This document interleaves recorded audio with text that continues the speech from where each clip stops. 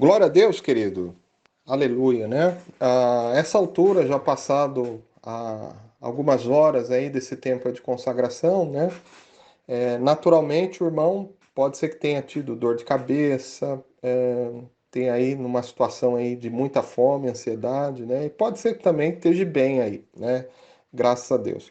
Eu quero continuar alguma coisa sobre o que eu estava falando no último áudio. Quero contar algo aos irmãos, né?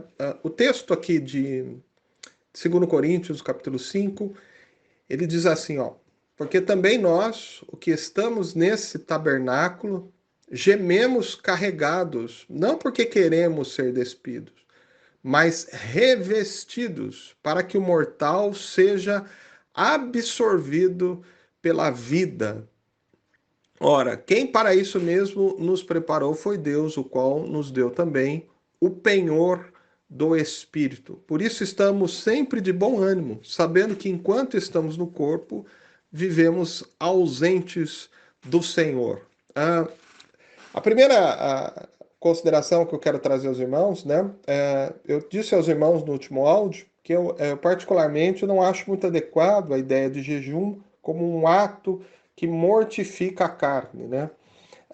E o apóstolo Paulo diz aqui, ó, na segunda carta aos Coríntios, no capítulo 5, verso 4, que o mortal seja absorvido pela vida, né?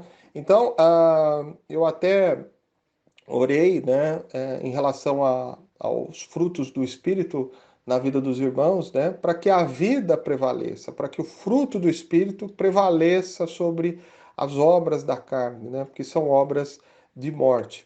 Agora, esse texto, certa vez eu estava preparando um sermão, eu me debrucei nesse texto, eu percebi uma coisa que eu não tinha me atentado, né? Ele diz assim, ó, para quem isso nos preparou, quem preparou isso foi Deus, o qual também nos deu o penhor do Espírito, a garantia do Espírito, né? O versículo 6 ele vai explicar por que essa garantia do Espírito. Por isso estamos sempre de bom ânimo. É interessante essa expressão, irmãos, porque ele está fazendo uma afirmação, né? Que ele sempre está de bom ânimo, né? Porque ele tem a garantia do Espírito Santo sobre ele, né? É, e ele diz assim, ó, sabendo que enquanto estamos no corpo, vivemos ausentes do Senhor, porque andamos por fé e não por vista, né? Como eu disse aos irmãos, né? Entre a carne e o espírito que existe no homem, tem ali a alma, né? Onde ficam os pensamentos e aonde ficam os sentimentos. Na verdade, os grandes conflitos espirituais que nós vivemos, eles se dão ali no ambiente da alma, né? Justamente nos pensamentos e também nos sentimentos, né?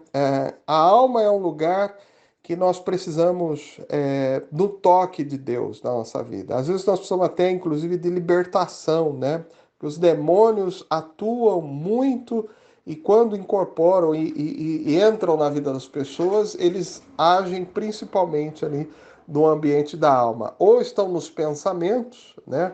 É interessante que às vezes você fala de Jesus, prega um texto bíblico, né? E a pessoa fica resistindo, fica tentando contestar, fica tentando rebater, né?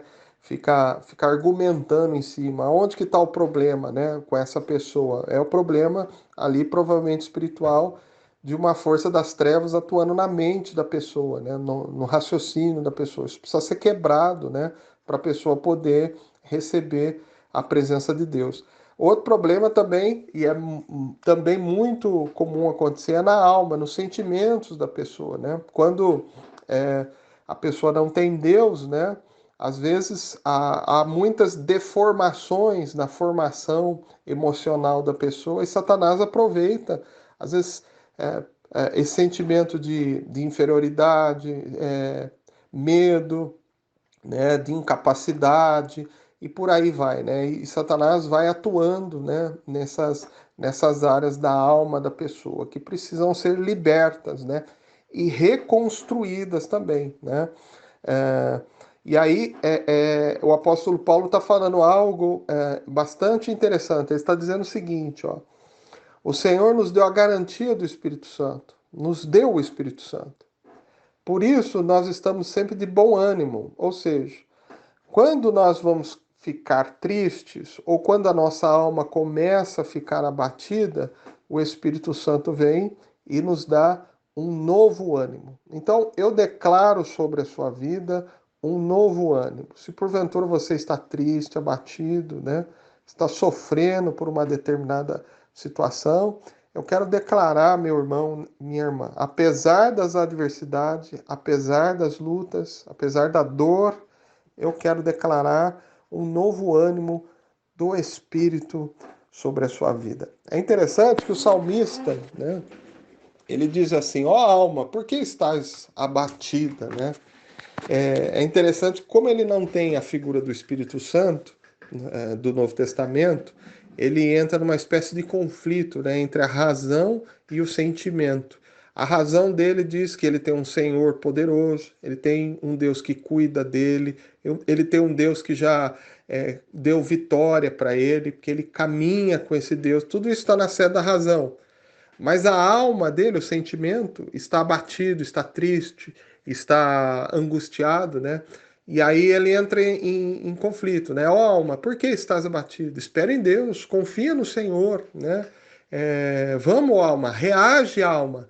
Agora, no Novo Testamento, isso é muito mais favorável, né? Porque nós temos a presença do Espírito para fortalecer a nossa alma, transformar os nossos sentimentos, transformar o nosso ânimo, né, para melhor, né, em nome de Jesus. Que Deus abençoe a sua vida, que o Senhor fortaleça a sua alma e o seu coração em nome de Jesus.